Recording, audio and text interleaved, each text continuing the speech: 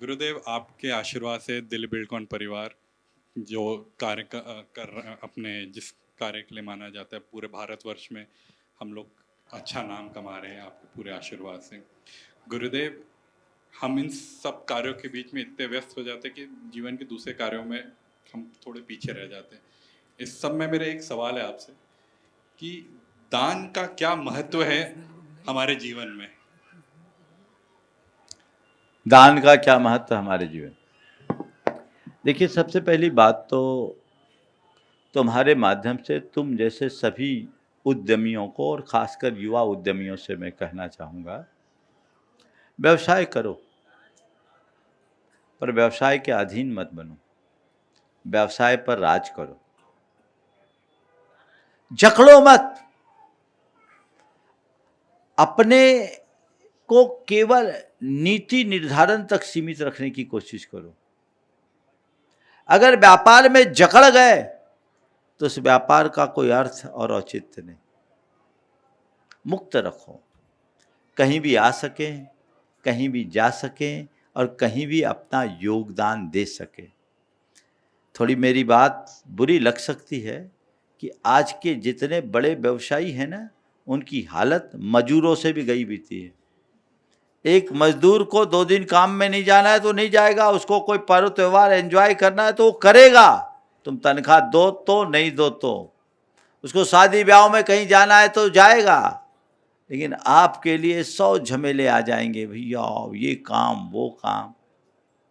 बदलो, ऑटोमेशन का युग है, परिवर्तित करो। और एक तुम्हारे माध्यम से मैं सबको संदेश देना चाहता हूं।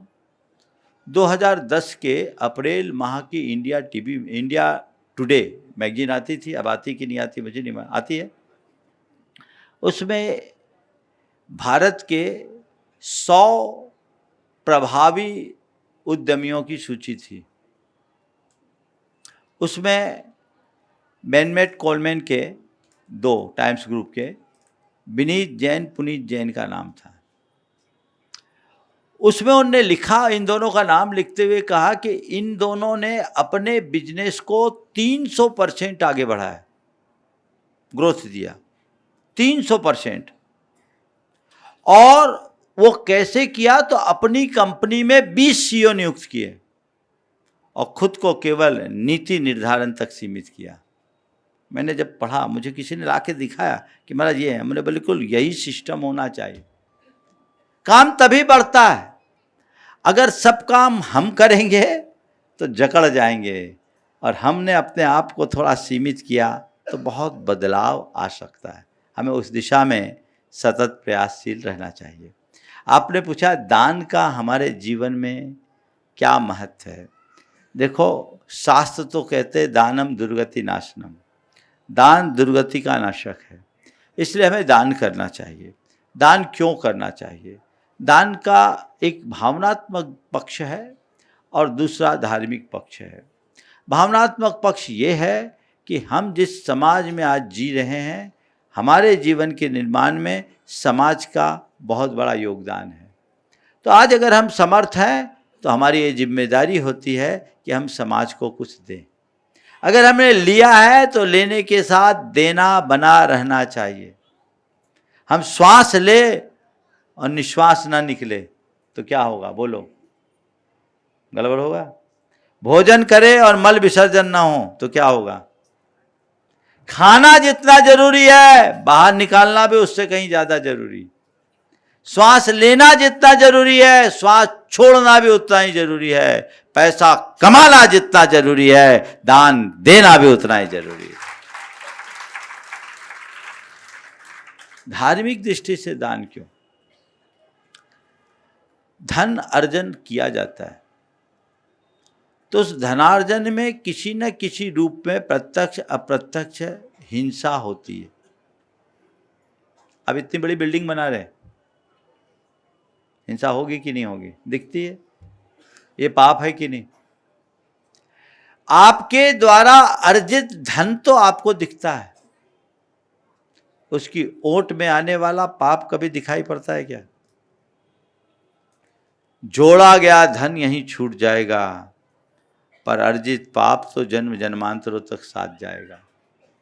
जोड़े हुए धन को साथ भोगने वाले लोग मिलेंगे, पर जोड़े गए पाप को तो अकेले ही भोगना पड़ेगा। उस पाप का प्रक्षालन कैसे हो, तो उसके लिए कहा दान दो। और इसलिए कहा गया गही दानेन शोभते, गृहस्थ की शोभा दान से होती। और एक प्रसंग सुनाना चाहूंगा, 5-10 मिनट थोड़ा ज्यादा भी हो जाए तो कोई बात नहीं। दान का क्या महत्व है। सन 1994 की बात है। गुरुदेव अमरकंटक में थे। एक क्षुल्लक जी हमारे संग में क्षुल्लक जी थे, मेरे पास एक व्यक्ति को लेकर आए। व्यक्ति एकदम बहुत डिस्टर्ब था। बोले महाराज जी आप इसको समझाइए, ये आत्महत्या करना चाहता है। मैंने उससे बात की, क्या बात है। तो व्यक्ति अपने मध्य प्रदेश के एक नगर का था और कर्जदार हो गया था। उसे व्यापार में बड़ा नुकसान हुआ और फिर कुछ बदमाश प्रकृति के लोगों से उसने ब्याज पे रुपए ले लिए, 10-10% के इंटरेस्ट पे। दुर्भाग्य ऐसा कि वो 2 गठान कपड़ा लेकर के आया इंदौर से और रास्ते में इटारसी में उसकी चोरी हो गई। हालत खराब। जो लेनदार लोग थे उनकी नीयत और मंशा अच्छी नहीं थी। उसकी 3 जवान बेटियां थी, उस पर लोगों की नीयत खराब हो रही थी। उसने कई लोगों से सहयोग मांगा। करीब 7 लाख रुपए का कर्जा था उसका। कोई सहयोग विशेष उसे मिला नहीं और उसने आत्महत्या का मन बना लिया। इंदौर का बंदा था, जबलपुर आया हुआ था और एक दिन जबलपुर के पास भेड़ा घाट है, वहाँ जाकर उसने सुसाइड करने का मन बनाया। छलांग लगाने वाला था वहाँ। तभी उसके मन में एक भाव जगा कि मर तो रहा हूँ, एक बार गुरुदेव के दर्शन कर लूँ। इस बीच ये हुआ कि एक ऐसे व्यक्ति उसके संपर्क में था जिसने कहा कि अगर तुम हमारा धर्म स्वीकार कर लोगे तो हम तुम्हारा सारा कर्जा उतार देंगे। एक बार ये उसके मन में आ गया कि मैं अपना धर्म परिवर्तन कर लूँ, पर तभी उसके मन में आया ऐसा धर्म खोने से अच्छा तो मर जाना है, और वो सुसाइड करने के लिए जा रहा है। वो वहाँ से गुरुदेव के दर्शन कर लूँ, और गुरुदेव के दर्शन करने के भाव से वो सीधे बस पकड़ करके अमरकंटक आया। 2 दिन से आया हुआ था। उनसे अपनी व्यथा एक क्षुल्लक जी से की, प्रकट की। क्षुल्लक जी ने वो बात मुझे शेयर की। मुझे बहुत तकलीफ हुई। मैंने कहा इसका तो कहीं ना कहीं सहयोग होना चाहिए। मैं उसे गुरुदेव के पास ले गया। पहले गुरुदेव से कहा कि महाराज ऐसा ऐसा आदमी है, उसके साथ ऐसा ऐसा है। गुरुदेव ने धीरे से मुझसे कहा इससे कहो कि कुछ दान करे।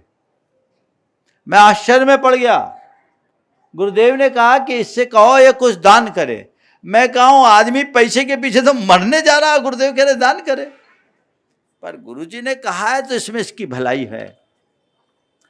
मैंने उससे धीरे से पूछा क्यों, कुछ दान कर सकते हो, तुम्हारे पास कुछ है? बोले महाराज 500 रुपये। कुछ दान कर सकते हो? बोले सब कर देता हूँ। उसने 500 रुपया दान कर दिया तुरंत। ये भी नहीं सोचा आगे क्या होगा। ठीक संयोग से जबलपुर के कुछ लोग आए, परिचित लोग थे। गुरुदेव से आशीर्वाद लेकर मैंने कहा कि भैया इसका कोई सहयोग करो। एक सज्जन ने उसे अपनी दुकान पर रख लिया कि तुम आओ दुकान में बैठो। क्या पासा पलटा, आप सुनकर के ताज्जुब करोगे। जिस दिन से उसकी दुकान में बैठने लगा उसकी बिक्री दिन दुनी रात चौगनी बढ़ने लगी। उसे लगा इसके पांव बड़े शुभ हैं। महीने भर बाद उसने उसको 20% का पार्टनर बना लिया और व्यापार ऐसा चला कि पूछो मत। वो फिर व्यक्ति मुड़ के नहीं देखा, उसका सारा कर्ज भी उतर गया और आज भला चंगा अपना व्यापार कर रहा है।